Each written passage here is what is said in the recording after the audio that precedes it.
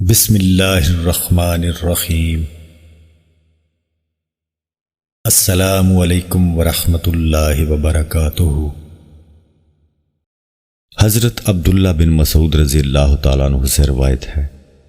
کہ وہ رسول اللہ صلی اللہ علیہ وآلہ وسلم سے روایت کرتے ہیں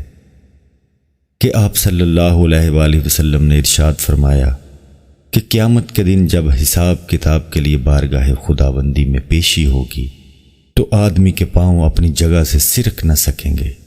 جب تک کہ اس سے 5 چیزوں کے بارے میں پوچھ گچھ نہ کر لی جائے۔ ایک، اس کی پوری زندگی کے بارے میں کن کاموں اور مشغلوں میں اس کو ختم کیا، اور دوسری خصوصیت سے اس کی جوانی کے بارے میں کہ کن مشغلوں میں بوسیدہ اور پرانا کیا، اور تیسرے اور چوتھے مال و دولت کے بارے میں کہ کہاں سے اور کن طریقوں اور راستوں سے اس کو حاصل کیا تھا، اور کن کاموں اور کن راہوں میں اس کو صرف کیا۔ اور 5واں سوال یہ ہوگا کہ جو کچھ معلوم تھا اس پر کتنا عمل کیا۔ اس حدیث سے معلوم ہوا کہ قیامت میں ہر آدمی کو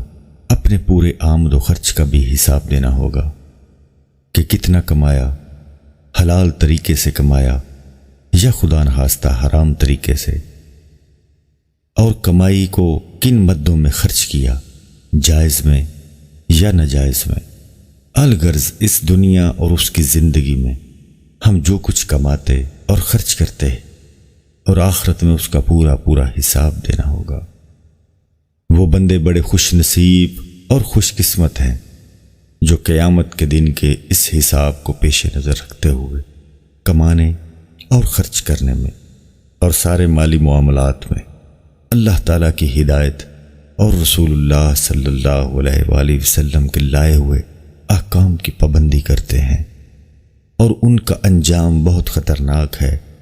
جو اس طرف سے بے فکر اور بے پرواہ ہیں۔ معزز ناظرین، ویڈیو پسند آنے کی صورت میں اس کو لائک اور شیئر کرنا نہ بھولیں۔ مزید احادیث کی ویڈیوز اور اسلامک ویڈیوز دیکھنے کے لیے ہمارے چینل کو سبسکرائب ضرور کریں۔